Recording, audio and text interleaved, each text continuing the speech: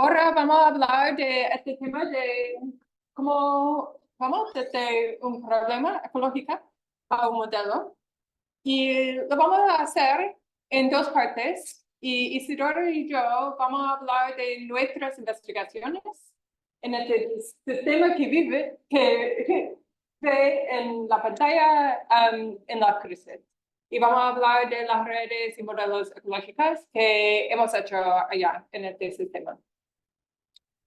Entonces, yo voy a hablar primero sobre las redes del intermaterial y cómo uno puede construir una red. Y voy a dar esta charla en inglés, pero todos saben, si quieren, me pueden preguntar en castellano, y si no entienden, levanten la mano por un concepto de ecología o de idioma. Okay. So I'm going to start with just a few of what I see is like really important open challenges in this field. Like, what are these problems that we're trying to solve here? And the big picture question I see is asking, what is if all we have are observations of species?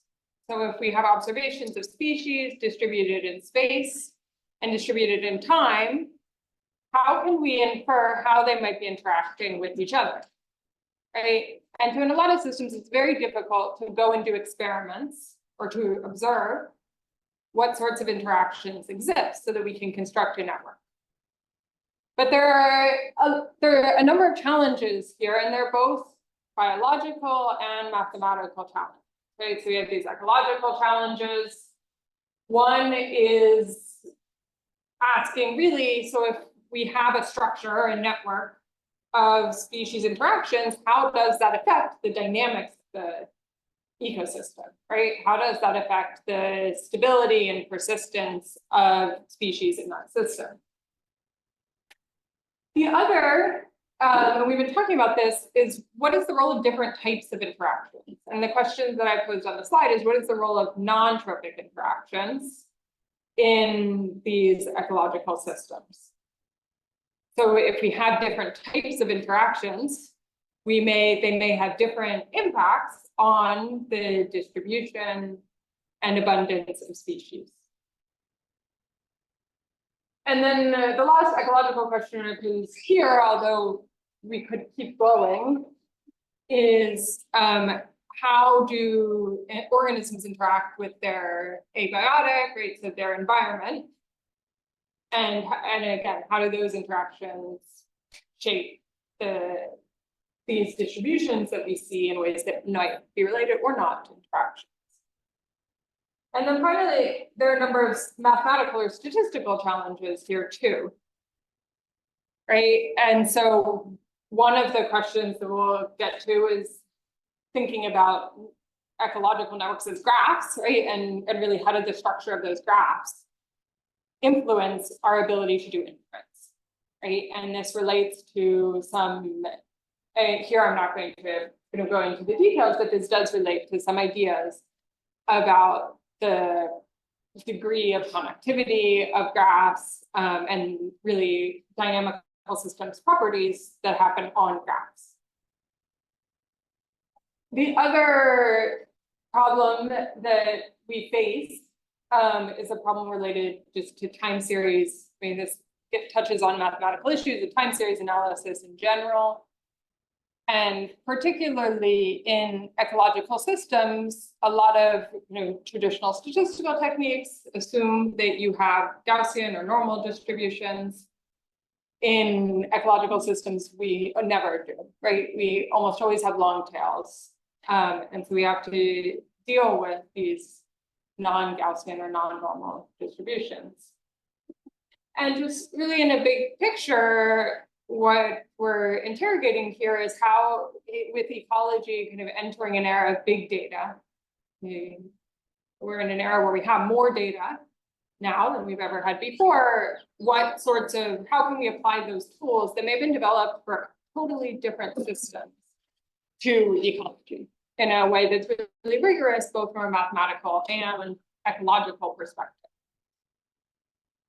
Okay. So a lot of my work, as I've been saying, has to do with microbial systems. This is somebody else's work here on the slide, but in microbial systems, we really just can't view the interactions between species for the most part. And we can try to do experiments, and there have been many really important experiments in ecology that have to do with interactions, in microbial ecology in particular, that have to do with interactions. But there are just so many species. And so what you're seeing on this slide, each node is a species. And these links show, the black ones show co-occurrence. This is presence absence. The black is species that appear statistically significantly to co-occur with each other. Whereas the red ones are species that have what they call mutual exclusion, that appear to statistically significantly not occur together. And so I like it. I guess the question is, so that's true of the statistics, but what does it mean from an ecological perspective? What can we say? So we have this object that I'll call in the presence absent network or an association network, but how should we interpret this? And so what I did was work with a number of people based in Las Cruces, names of below, who've been collecting data for a really long time in Las Cruces and in the central Chilean coast in general, and try to say, can we use this data to use these same sort of statistical methods, but really test what do they mean from an ecological perspective, like construct these association networks. And the reason why this location in particular was a good one to study was that there's this network that we've been showing you, constructed by a number of people, including and published with Sonia Kepi as the lead author, where all of these interactions between all 100 species in this intertidal network are known, right? And so it's a really powerful thing to have here. So we can test, if we think that association means interaction, we can test that against known interactions. Right, so I took all this data. Here what I'm showing is location of data points, how many samples were collected at that location, and the year. And the other nice thing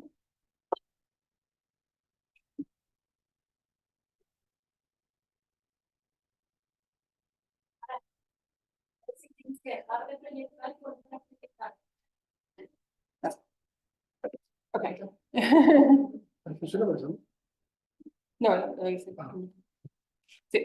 okay. The other really nice thing about this system is that it has a very large environmental gradient in a very short distance. So we go from, and you've probably seen this, and if you haven't, you should go to the beach out here. You go from a low intertidal that's below the water most of the time. And so it experiences, in most cases, relatively little environmental stress. The main stress here is drying out, to a system in the high intertidal that's out of the water most of the time. And so is subject to drying out, heat stress, in a way that the low intertidal is not.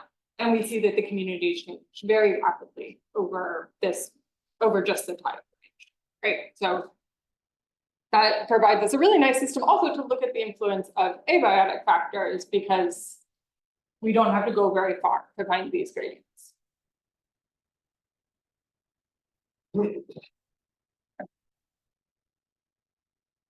Okay, so we can use those same statistical techniques to construct a co-occurrence network.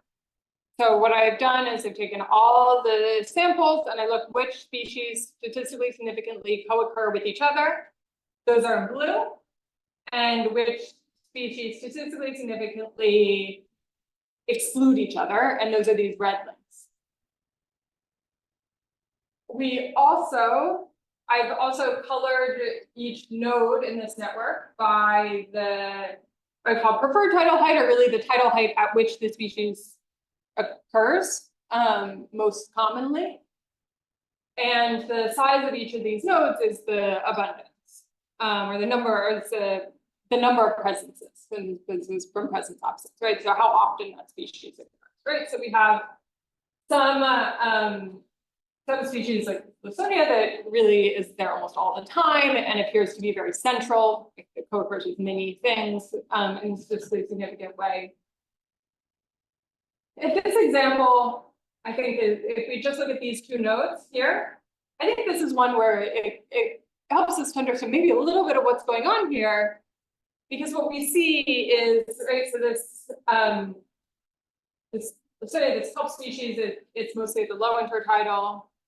And we see that its positive associations are almost all with other species that are also mostly found at the low intertidal, right? And it has a significant exclusion, it appears, with a species that mostly occurs at the mid intertidal range, right? And so they may be interacting, and that may be why they've excluded each other in space, or they may have different environmental preferences. And for that reason, they may not interact with each other directly at all. They just have a preferred environmental niche, right? And so we'll quantify that a little bit more. And so here I'm looking at sensitivity of this metric. So now I'm taking that association network that we have, and I'm comparing it with the known interactions, right? So sensitivity is telling us what percent of the known interactions are we detecting using this method. And so here I'm looking at what percent of the trophic interactions were detected. And again, this method doesn't tell us whether the interactions are trophic or not, it's just that there may be an interaction. It's a hypothesis that there may be an interaction. And so we're asking here really, how likely are you to be misled, or really how likely are you to miss, in this case, since we're looking at sensitivity, how likely are you to miss a true interaction if you only look at association? And so here I've taken all the samples together, and we detect about 44% of the trophic interactions, right? So the majority of the trophic interactions are not generating significant co-occurrence. But then what we do is I take the samples and I divide them by tidal height. And so there are many fewer species that are commonly at the high tide zone, lower diversity, lower abundance, more stressful environment. So this bar is always going to be lower because I'm looking at absolute number of links.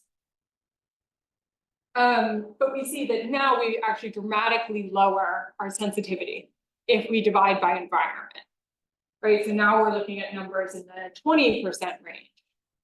And so this is maybe one way we can interpret this is that one of the reasons that we were actually able to detect almost 50% of the links, almost 50% of the trophic interactions, is because species occur at the same tidal height as their predators or prey, right? Not necessarily that those interactions were projecting on abundances in a significant way, but instead just that,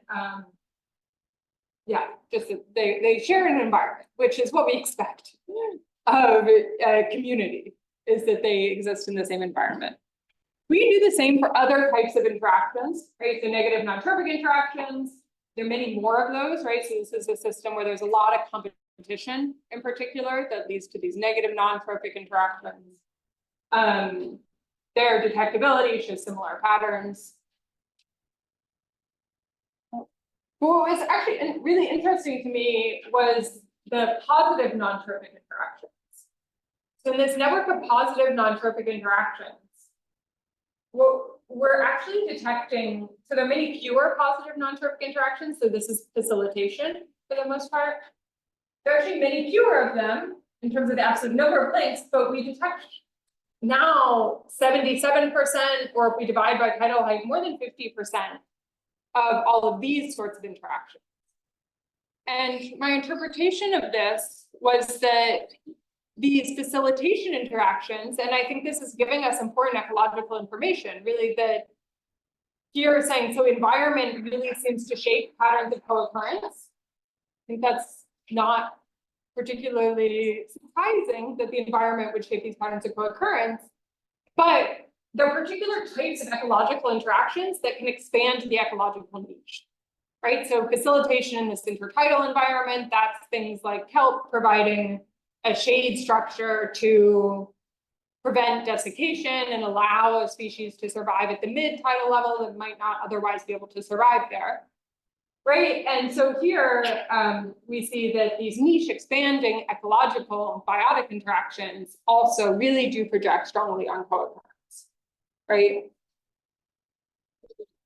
We saw other sorts of ecological patterns.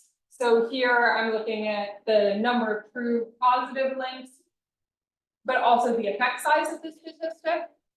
I found it actually quite different. So here the mobile species are in blue and the sessile species are in green. And we actually saw a division in the effect size, in this effect size graph between mobile and sessile species, right? With the sessile species having many more interactions, but a much smaller effect size of each individual one, whereas the mobile species had fewer interactions that were detected as true positive links, but those that were appeared to have a large effect size, right? And so they might be something that you would be more likely to go interpret more, right? And so there is, this is just to say that there's some ecological nuance here in kind of what matters. And so what was interesting about this experiment, because these are macroorganisms, these interactions are known, what can we learn for these systems that I'm trying to go back to, of these microbial systems? And so the way that we approach this question, and I won't go into the details of this, this is some ongoing work we have, led by Clara Legabayena, is that, so what we did here though was we looked at microbial species in the same intertidal ecosystem. So she looked at biofilms, on the rocks, and the way that their communities assembled. And said if we apply these same methods now to reconstruct networks of interactions that we use in the macroorganisms, and here these are again, positive associations are in red and negative associations are in blue, and each of these circles is the preferred tidal height of the organisms themselves.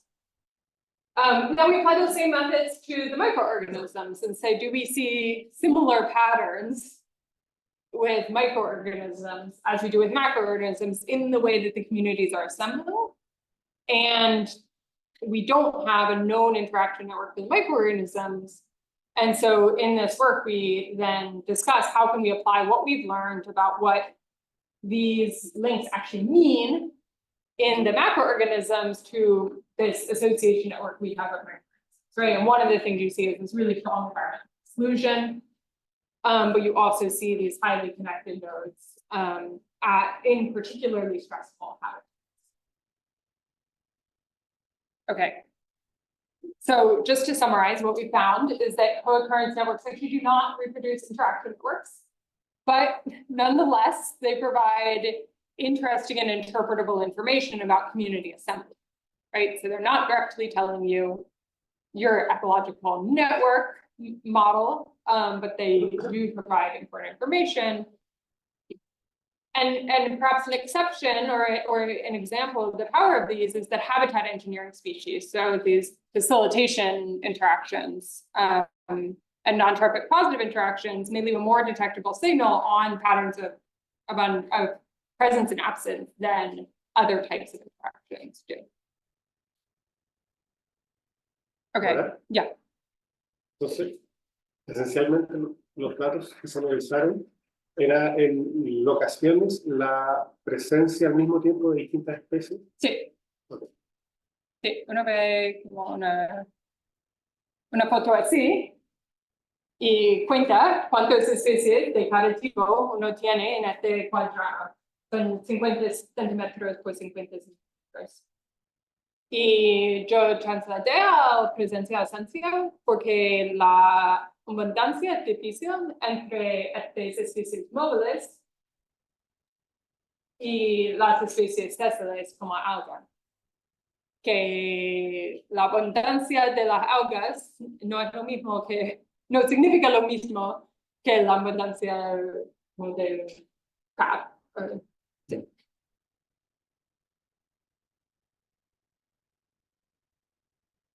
Okay.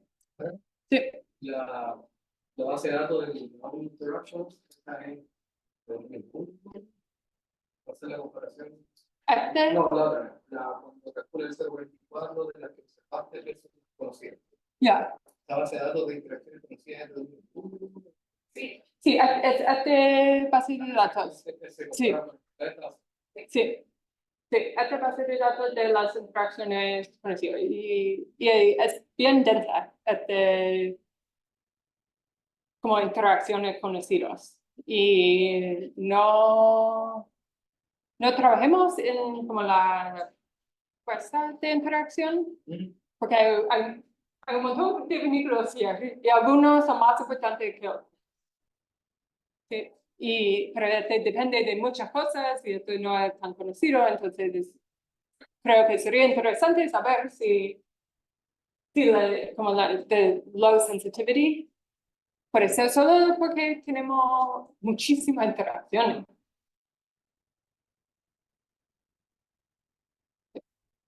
¿Hay otra pregunta? Ya. No lo escuché.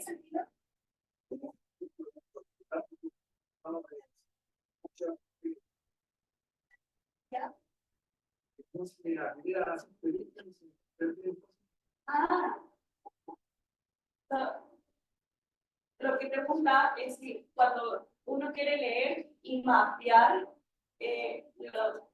cómo fluye la energía entre un nodo y los otros nodos, donde tenemos tantos nodos y tantas especies, que es difícil de leerlo. Ya. Y así feliz. Sí. Sí. No, por eso necesitamos aquí la parte de la modelación para nosotros es súper importante, porque a mano no puede escribir. Te haces preguntas. Si me gusta, Algunas. ¿Está bien dicho? Sí. Sí. Sí, y aquí puede ver que no hay flechas, pero la cobertura de vehículo significa la dirección del flujo.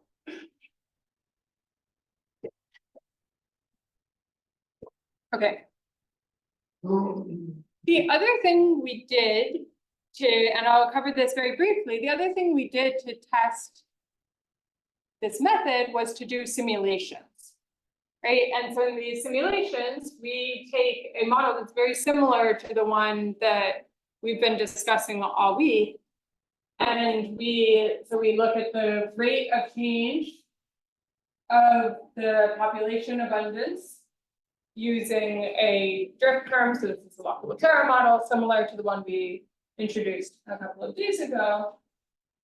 But then we add a diffusion process, like we'll be talking about.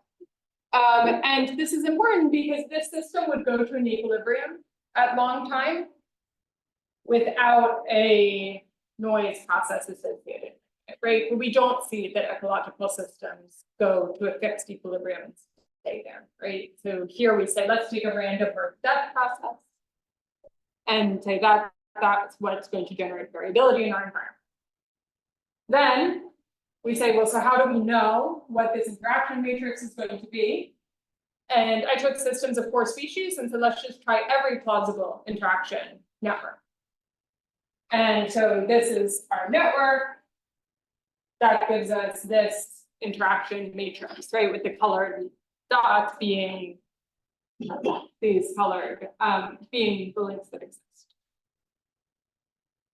Right, so we use this mathematical machinery to go from a true network to time series of abundance. And here I plotted the mean abundance, but then the individual trajectories on top, right? So you can see there's fluctuations about the mean abundance, but there's some relationship between the equilibrium and the actual observed abundance. And then we use actually a number of different metrics to reconstruct the interaction matrices, or what I call association networks, right? And so this is if we take we can just say, let's take covariance of species, say that's going to give us an interaction matrix or an association matrix, and here are colored. If they're darker colors, they're more strongly associated with each other. And then we can go from that to what we say is a reconstructed network, which is different. Yes. Una consulta, ¿cuál es la razón por la que utilizaron, digamos, the previous slide? The diffusion part is the square root part. Yeah. Okay, why have you used this demographic noise? Yeah. And not linear index. Yeah. So this linear next would be more associated with environmental noise. And in this context, we wanted to be thinking about biotic interactions, right? So we remove ourselves from the real environment where we have this really strong influence of abiotic interactions, right, of the environment. And here we're saying if we can isolate ourselves to a system where we just have biology. Yeah.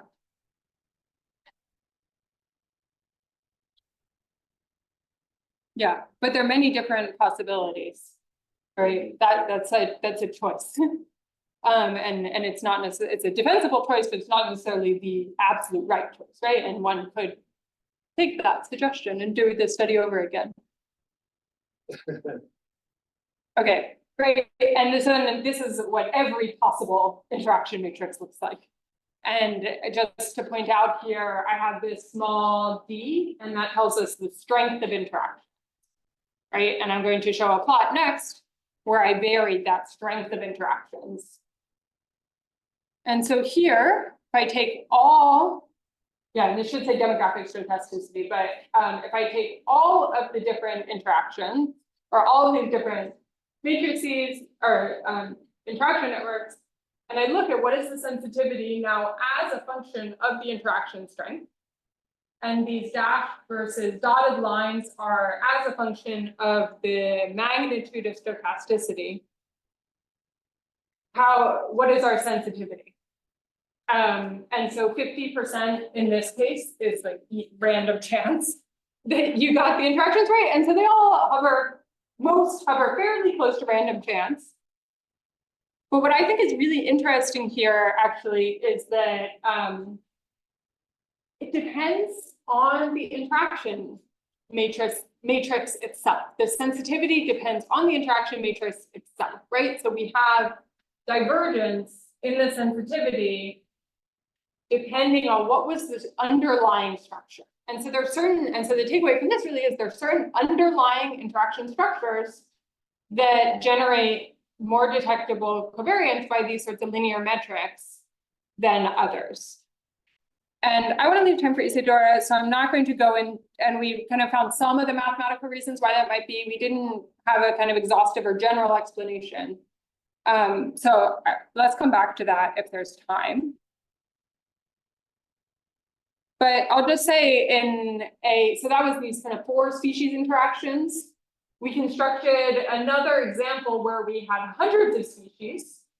And so this was the average true network. It's a trophic model where we've ordered species by their trophic level. And this is the kind of the average true network that we have, right?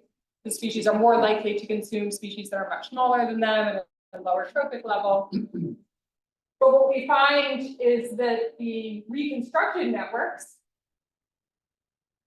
especially with moderately strong interaction strength, have a totally different pattern, but it's not a random pattern, right? So they're preferentially constructing some association object that is not an interaction matrix, but it's also not independent from the ecological process underlying it. Right, and so again, we can look as a function of interaction strength, sensitivity, which is what we've been discussing in black, but also specificity. So specificity is your likelihood of detecting a false positive, right? So what you want is high sensitivity and high specificity as well, right? So if you detect everything, then that doesn't give you, it doesn't eliminate potential interactions, right? Yeah, so just as a summary, what we found here is that that there is some detectability of whole networks of species interactions. And I think somewhat surprisingly, maybe from an intuitive perspective, is that increased stochasticity actually does not inhibit detectability. But that a problem is this non-random selection of network motifs. So just, I guess a takeaway is asking, so returning to our first question, what did we learn? We didn't answer all of these outstanding questions, and maybe some of you will take up some of those. But asking, what is the relationship between species co-occurrence in space and time, and the interactions between species? What have we learned here? Is that it really depends on the structure of the interactions themselves.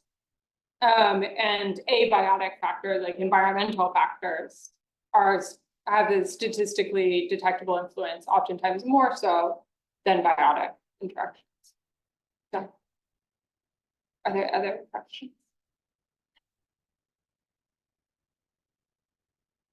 No? We'll pass to Isidora.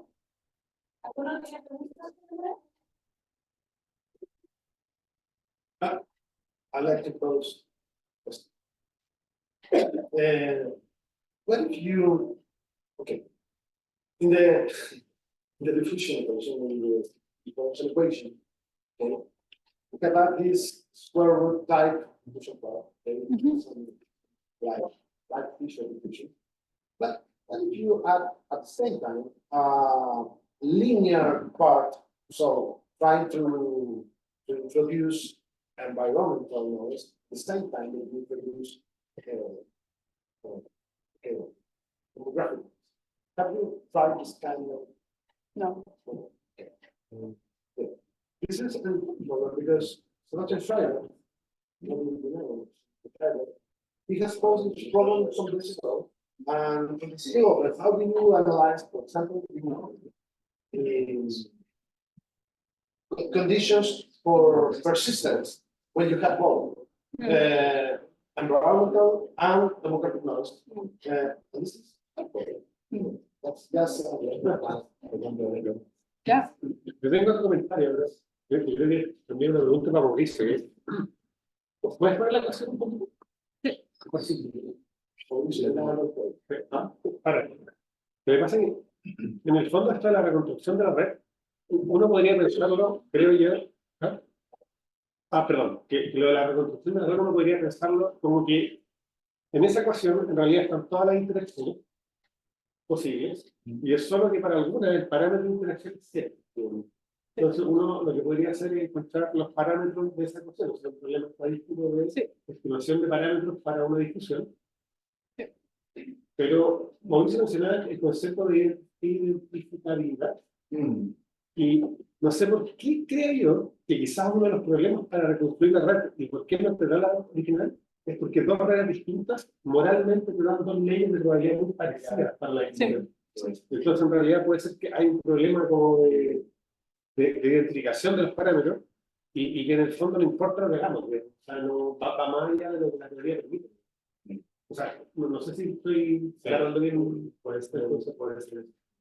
Porque y aquí me pregunto para Mauricio, o sea, que yo creo que ¿existe una teoría general de identificación de parámetros para discusión? ¿O hay que estudiarlo caso a caso esencialmente? O sea, de hecho, en tema de estadística, un proceso estocástico ya es algo que no es algo muy estudiado a fondo. Incluso en el programa como el doctorado en la Católica, esa es una de las cosas, una de las grandes críticas. No se suele ver eso. Básicamente tiene que ver con un problema de que los estadísticos no tienen, por ejemplo, la herramienta matemática como para poder hacer cálculo estocástico. Entonces, como que los matemáticos tienen que a estudiar estadística para ese problema, pero la estadística, un proceso estocástico, es algo, digamos, no todo el mundo. Muy pocas personas manejan. Pero, digamos, tampoco, no es un problema resuelto. Pues. No, hay un problema que hay que prevenir. Y lo que estaban hablando es que uno una de las cosas que uno puede hacer aquí sería hacer una inferencia bayesiana a determinar este parámetros. Y esto no es lo que hice, pero yo creo que sería una ruta muy beneficio para hacerlo, y eso es porque estamos hablando de esto ahora. Sí, Entonces, y por eso, sí, y por eso estamos hablando con Mauricio y con la cosa de Mauricio también. Sí. ¿Pasamos? Sí. Cuando ocurren dos especies, puede haber distintos tipos de interacciones. Sí. Entonces, ¿cómo puedes saber qué clase de interacción están teniendo? Eso es, ya, no he contestado a otra pregunta, porque aquí vemos que una especie puede tener dos tipos de interacciones con otra especie. Que Isidora lo habla del kelpie crab, que tiene interacciones trópicas y no trópicas. Entonces, vas a tener, puede que tengas interacciones redundantes. Sí. Podría ser con otro tipo de interacciones, no sean interacciones trópicas. Sí, puede ser, sí. Y podemos ver una asociación muy fuerte, pero no sabemos por qué, si es una interacción trópica y no trópica. Y por eso llamo esto como un método de generar hipótesis. Y uno después puede ir y hacer experimentos, hacer más investigaciones sobre cuáles son las interacciones, si eso es lo que uno quiere saber. ¿Y cuál es el nombre de la base de datos? No tengo la citación completa, Yo la pero puedo compartir, sí. pero es una página web de hecho bien interactiva, en Sí. que puedes jugar con todo esta red y nodo por nodo y ver las características de cada interacción de cada especie. Esto va a incorporar los bajos que digamos, para empezar a hacer preguntas. Entonces, en ese contexto es algo súper potente porque deja abierto a muchos preguntas. De hecho, hoy en día todos pensando en cómo avanzar, porque el hecho de conocer este tipo de interacciones de forma empírica y de profundo conocimiento de expertos es algo que no me encuentro aquí. Entonces, Sí. son como las bases de datos que uno quiere usar porque son súper interesantes.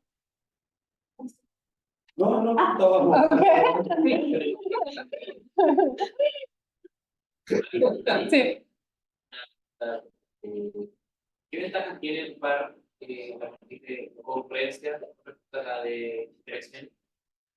Es que podemos construir una matriz de concurrencia, pero en todo, si tenemos datos en tiempo que cubre espacio, tenemos que construir una matriz de concurrencia. Pero necesitamos este trabajo de expertos en muchos años para armar una matriz de interacciones. Y preferimos tener una matriz de interacciones, y por eso hay mucha literatura que trata de hacer referencia a las interacciones solo usando concurrencia. Y lo que decimos aquí es que uno no lo puede hacer, pero hay valor en seguir estudiando métodos así. Es como fácil de... Exacto, ahí va yo creo que ahí va el problema. Si quieres hacer preguntas de entender cómo se están estructurando los ecosistemas, cómo se están relacionando las especies, y demostrarlo todo es un tremendo desafío en tiempo, esfuerzo. Entonces, la pregunta es, bueno, de las formas más fáciles que podríamos hacerlo, o más simples, ¿qué estamos realmente rescatando de los fenómenos económicos? Pasamos Ahora, Ok. una otra duda. Sí. ¿Qué interpretación, qué sentido tiene la inversa de la Ya. Esto, no hablé mucho de esto, pero esto es un método del maximum entropy, que viene de una teoría que, de verdad, la concurrencia no hace mucho sentido, porque si tenemos un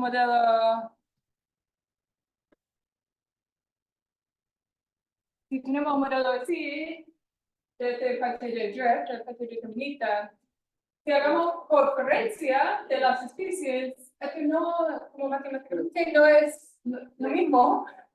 No, uno no espera que va a reconstruir esta matriz de interacciones, pero con la inversa es como más parecida a lo que uno sí está haciendo con las ecuaciones y viene de como una teoría de maximum entropy también, que dice que podemos, a veces este método puede servir.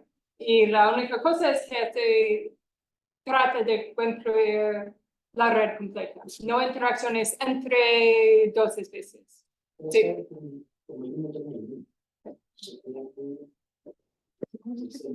Sí.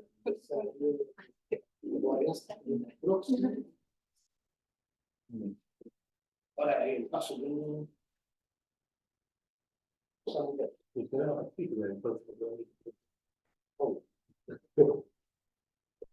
Funciona para el gas. No. Y entonces ahora nos vamos a mover al segundo caso de estudio, que hay este segundo caso de estudio, en donde también vamos a intentar incorporar lo que hemos estado viendo en estas clases a través de los diferentes cursos, y también va a ir muy relacionado con lo que Mara les venía contando, porque va a ser el sistema de cursos. Pero nos vamos a mover a un ámbito un poquito más allá, que es lo que yo le llamo el framework socioecológico, porque lo que hemos estado viendo es que podemos ocupar, por ejemplo, la matemática para desarrollar teoría, también la matemática para aplicar los sistemas naturales, y eso es un excelente, son dos disciplinas que necesitan estar conversando en conjunto, pero también podemos estar pensando en cuáles son las necesidades urgentes que hoy día como sociedad tenemos y que queremos empezar a aplicar para poder solucionarlas desde un enfoque multidisciplinar. ¿Sí? Entonces, nuevamente, cuando hablamos del intermareal, que Mara ya le mostró una foto, si nos alejamos más, lo que observamos es un paisaje como este, donde tenemos roca, donde muchas especies habitan ahí, pero también tenemos el océano. Y ahí tenemos muchos procesos físico-químicos y biológicos que ocurren en el océano, que están en constante interacción con este otro ambiente, están comunicados. Y si hacemos si vamos ahora nuevamente y nos acercamos, observamos este otro tipo de paisaje como Mara les mostró y que ya les veníamos mostrando en las otras clases, es donde empezamos a observar organismos pequeños que están incorporando el paisaje, que están ocurriendo y interactuando entre ellos.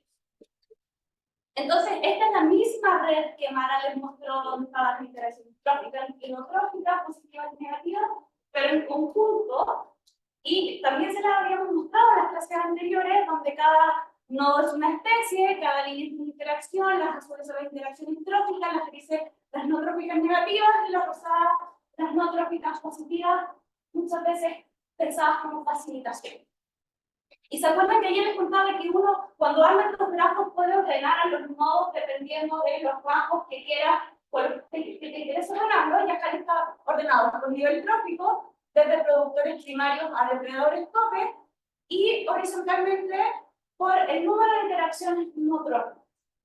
Entonces, Mara ya les venía contando de que cuando uno hace estas redes de concurrencia o en las estructuras que se ven entre las especies, las interacciones de facilitación parecieran generar una estructura muy importante entre especies.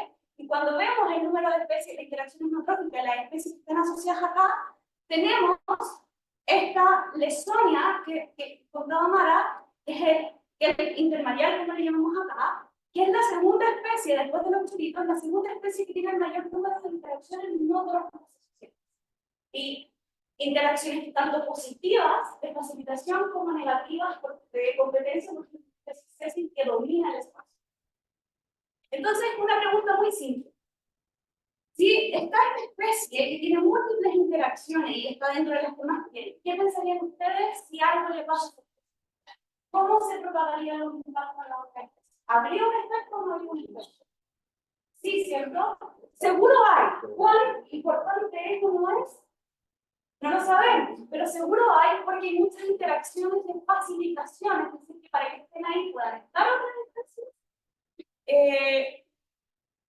que están asociadas a esta. Entonces, si algo le pasa a ese cliente italiano, podrían haber efectos que se propaguen, efectos que son lo que llamamos efectos no deseados.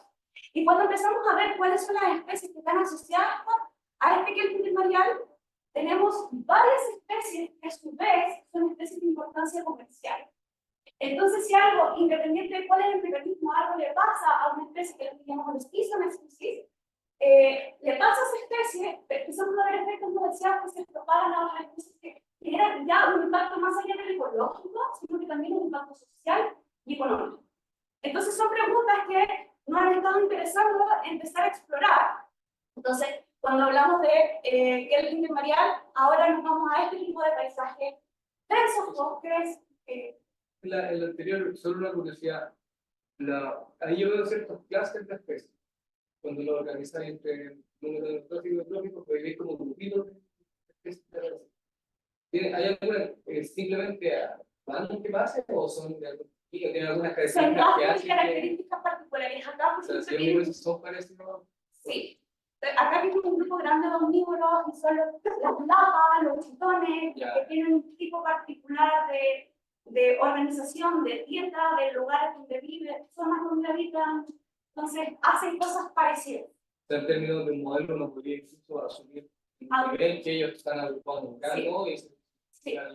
De hecho, el mismo paper que mostraba Mara, que ha sido ligado con la síntesis, no puede agrupar a las especies respecto a estas relaciones de interacción trófica y no trófica que están haciendo y claramente pueden encontrarse.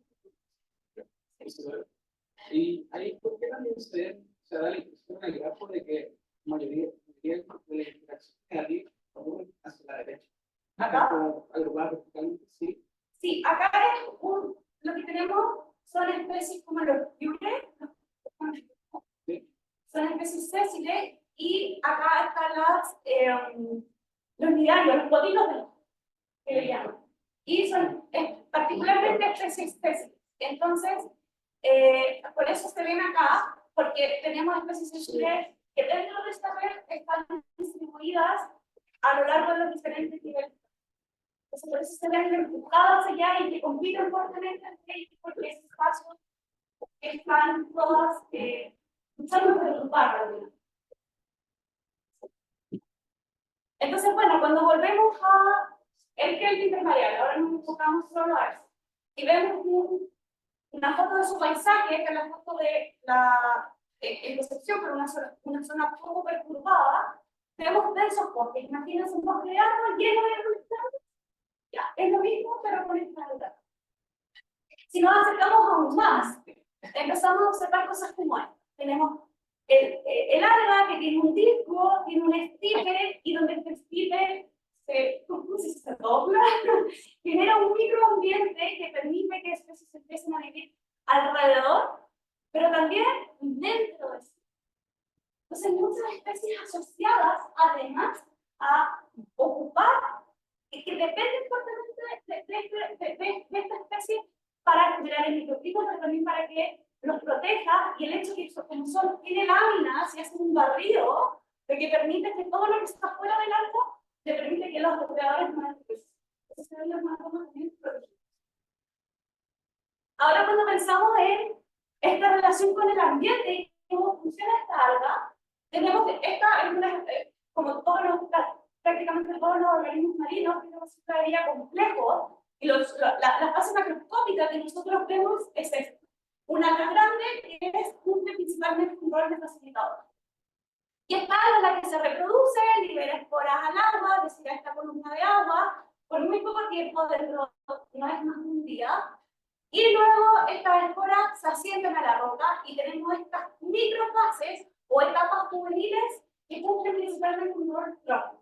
Es decir, si pensamos que políticamente lo que está pasando es que los herbívoros simplemente se están comiendo a estas plantitas chicas, pero ya cuando pasan ciertos minerales de su tamaño ya no se las comen más, y el rol ecológico es proveer facilitación para que puedan interactuar. Hay un desacople muy importante. Y otra importancia que tiene estos bosques de hiel es que tienen impactos súper grandes en el desarrollo costero, porque simplemente por estar ahí hacen que la fuerza del oleaje se diluya y por lo tanto disminuye la erosión de la costa. Y también son importantes capturadores de CO2, entonces son bosques súper importantes para combatir el cambio climático. Y si pensamos en impactos ambientales, son súper sensibles a las variaciones climáticas, sobre todo a las fuertes temperaturas, y en las costas de Chile tenemos fenómenos que son el EXO, en donde tenemos las masas cálidas que implican aguas de altas temperaturas que vienen y se han observado que a nivel local incluso uno puede encontrar extinción de los bosques de hiel, y eso tiene fuertes impactos en la comunidad. Pero este hiel, al igual que hay otras especies, tiene una importancia económica, es altamente extraído, sobre todo en el norte de Chile, y dentro de la importancia económica de algas, es la principal alga que se está explotando de praderas naturales. Sus desembarques representan entre el 50 y 70% de los desembarques internacionales de forma histórica, y dentro de todos los recursos que se desembarcan en Chile, tanto algas como animales, después de los peces son las segundas especies más importantes del mundo. ¿En qué lo ocupamos? Lo ocupamos prácticamente en todo. De ahí se extraen geles, y yo me imagino que ya todos se lavaron los dientes, si se lavaron los dientes, pues se ocuparon algún derivado de eso. Si se echaron crema, ocuparon algún derivado de eso. Y prácticamente todo lo que consumen tiene algún derivado de eso. Sí, pero son altamente demandadas en el mercado. ¿Cómo se extraen? Este es el paisaje. Nuevamente pensemos en el hipermareal, y no es que viene un barco a sacarlas, sino que son literalmente tú vas a la orilla, vas con una barreta y las puedes extraer. ¿Sí? Eso después se seca, vienen intermediarios, las compran y luego principalmente mercados internacional, China y Japón. Aquí hay una foto para que puedan ver y dimensionar cómo es el proceso de extracción. Aquí hay un extractor, esa es la barreta con que se lo sacan, y miren la dimensión de la que puede tener solamente una planta, y fácilmente en un día pueden sacar alrededor de unas 4 o 5 toneladas. Alrededor de uno, hay variabilidad, pero puede ser de uno. Sí.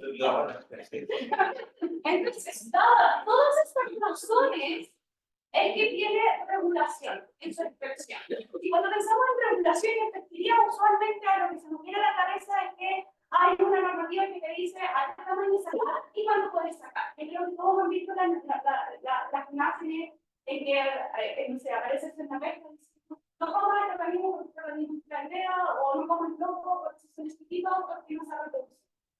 Las mismas normativas están acá, pero a su vez también están pensadas en esta biología, la importancia ecológica que tienen. Entonces, más que decir cuándo puedes sacar, está pensado en cómo debes hacer la extracción para poder tanto proteger la biología del recurso, pero también las otras especies que habitan en este recurso. El problema, como ya les decía, es una especie altamente demandada y tiene el mercado internacional domina la demanda de este recurso. Entonces, cuando los necesitan, compra un montón, pero cuando llegan su stock, dejan de comprar. Entonces, eso genera fuertes fluctuaciones en el precio del recurso. Y cuando el precio sube mucho, que ha llegado a costar hasta $1 millón una tonelada, genera un incentivo de que todos quieran ir y sacar ese recurso. Entonces, imagínense la presión de extracción. No solo que, ¿cuánto sería el valor de referencia a la tonelada para anotar el Puede variar desde 200.000 pesos a $1 millón. Entonces, son rangos de variabilidad muy fuertes que generan cursos de periodos en que algunos quieren extraer y periodos en que hasta turistas quieren ir a sacar para poder pasar el verano. Y eso ha empezado a conflictos muy fuertes. Está reportado en zonas en las que incluso la gente ha llegado a matarse por este tipo de conflictos, porque los pescadores que son de una zona protegen su zona, entonces si llega gente de afuera, no quieren ir. Entonces, bueno, es una área altamente sensible, es un paisaje, un que es un variar, no es el mismo. Solo quiero que se hagan una idea de que, porque es más fácil verlo e imaginarse en estos bosques de la gran diversidad asociada a los bosques. Y aquí hay un experimento acá en Quintay, en donde se ve la diversidad simplemente, y aquí no creo que la especies nada, solo vean colores. Lo que se ve arriba con un bosque de kelp y cómo se ve abajo después de 24 meses de haber experimentación. O sea, literalmente se vuelve en un sistema pegado, sin nada. Entonces, la remoción de estos kelp puede llegar a producir fuertes cambios después de hasta 24 meses de haber hecho su extracción en forma no regular. Y en cuanto a observaciones empíricas, en que el intermediario que se ha observado, es que si uno compara zonas que se llaman áreas marinas protegidas, en donde hay exclusión humana, uno no puede entrar a extraer, versus zonas en las que no hay nada de regulación, cualquiera puede entrar a extraer, hay un cambio cualitativo y cuantitativo del paisaje, donde pasamos de un bosque maduro a una zona donde prácticamente no hay algas y la diversidad de especies que se encuentran ahí es muy baja.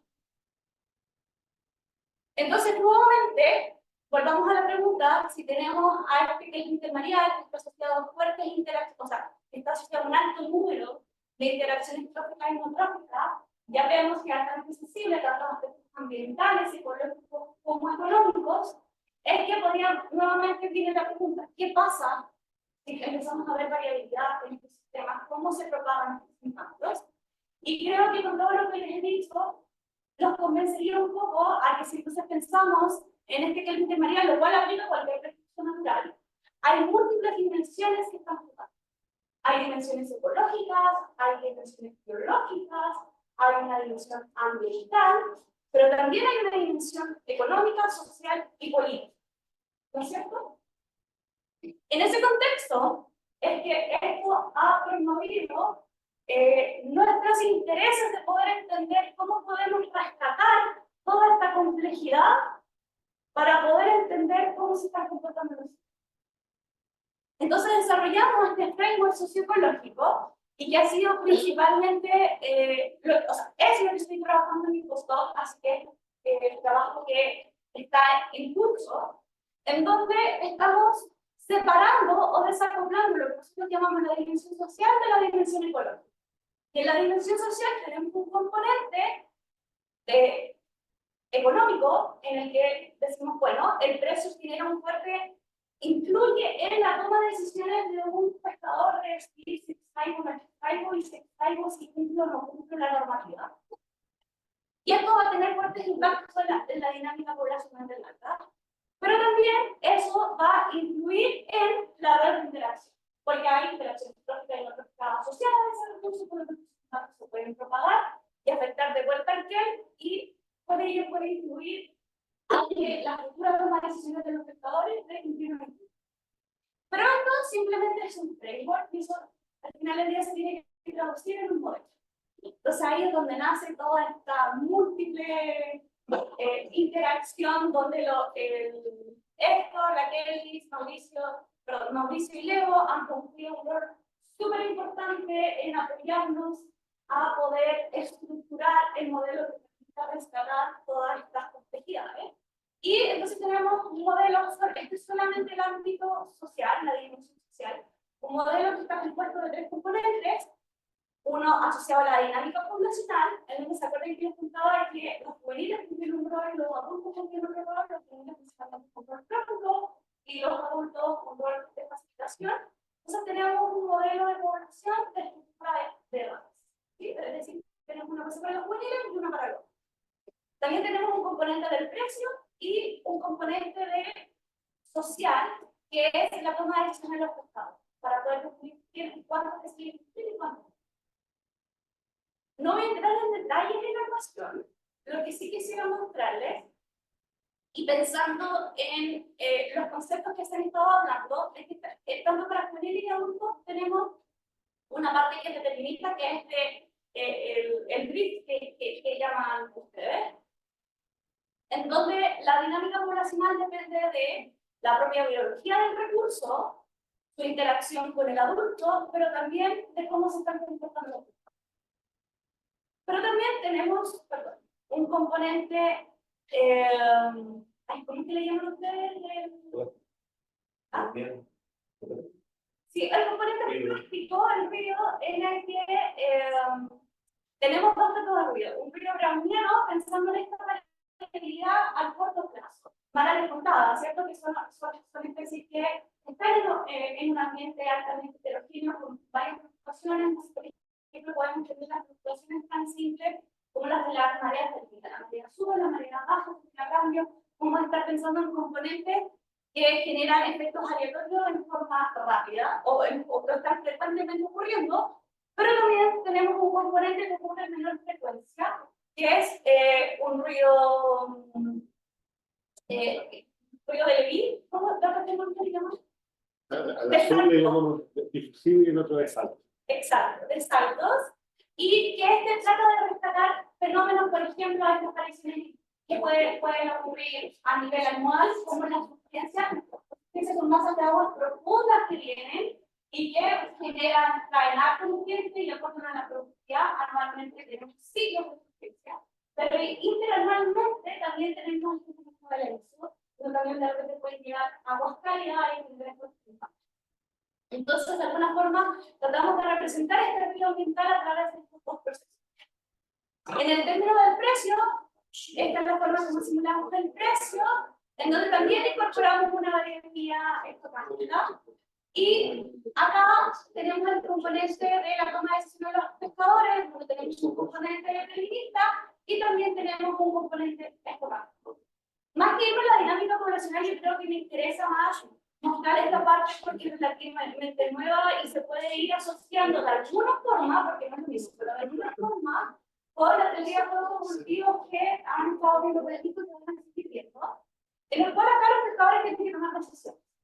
Y estas decisiones son, ok, voy a extraer, y si decido extraer, si voy a cumplir o no voy a cumplir.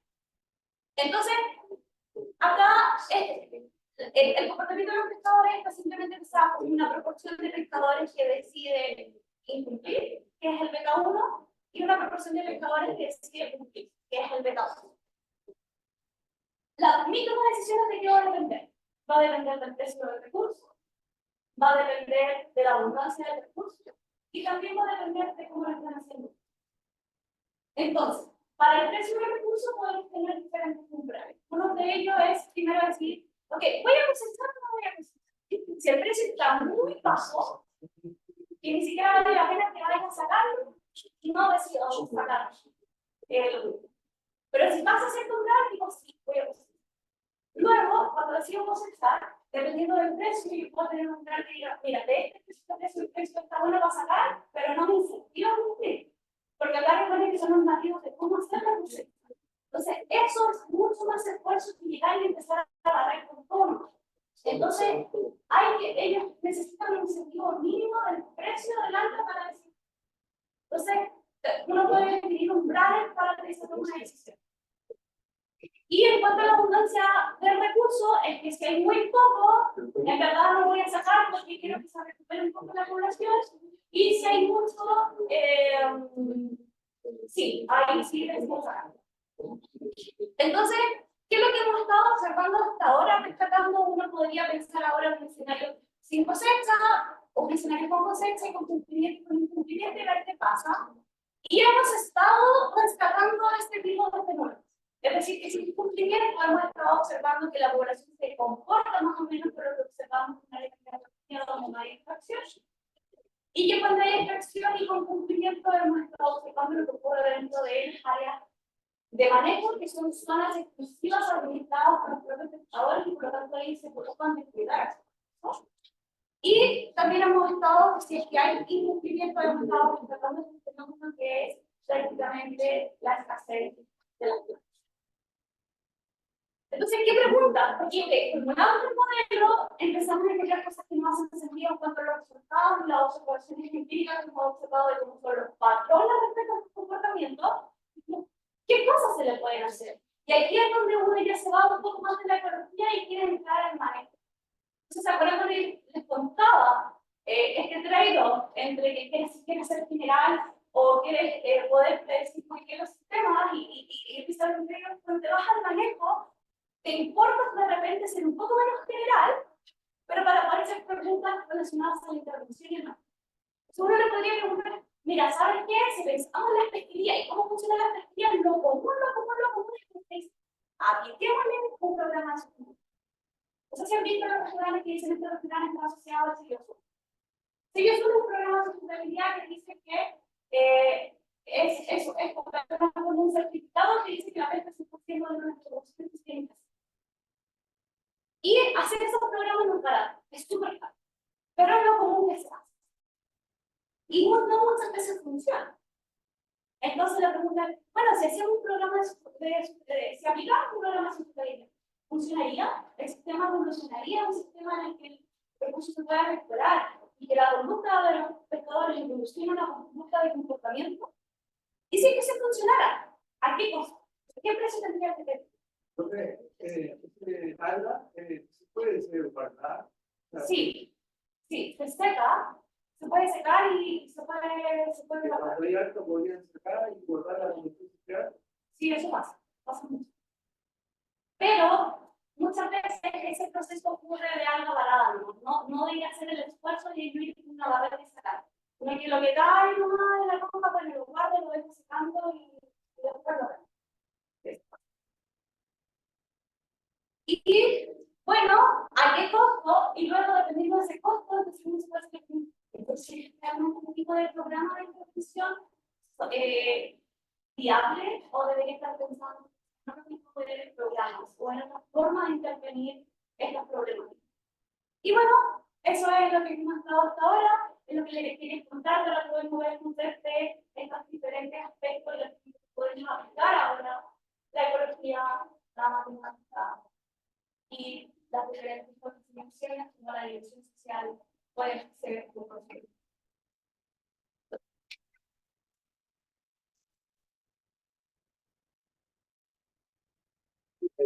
¿Hay una pregunta para nuestras profesoras?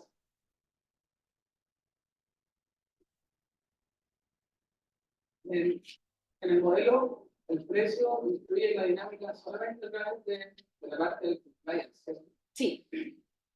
Sí, porque es como, te determina la decisión de primero si quieres sacar y después dependiendo del precio, si quieres cumplir y si no, si te incentiva a incumplir. Claro, ese modelo, el precio, digamos, cae del cielo.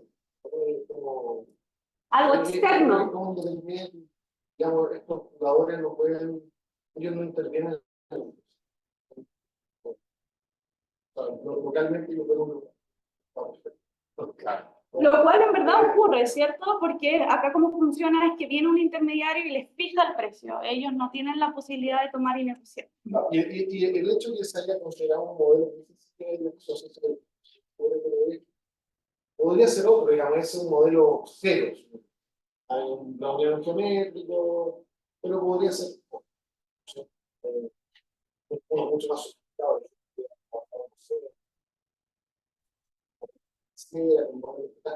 Puede tener mejor idea de cómo podría ser un buen modelo exacto del precio del producto, podría quedar por ver eso.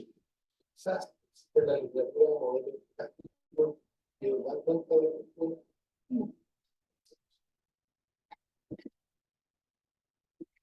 Todo lo que están relacionados, pero lo vuelvo a preguntar como si es que el modelo se ha pensado en el de control, convertir esto en un problema de perspectiva.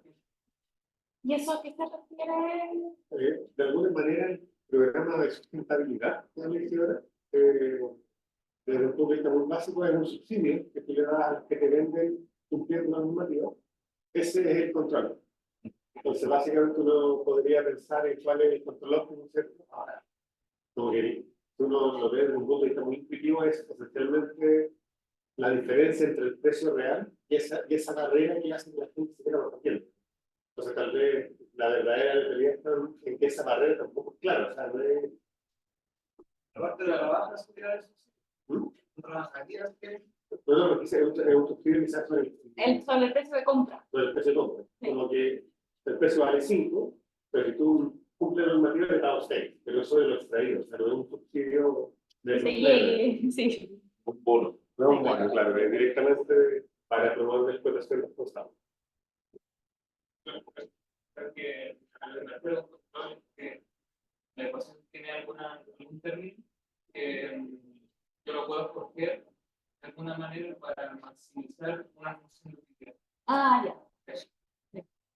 Y eso, cuando es en ecuaciones deterministas prácticas, te da una estrategia óptima.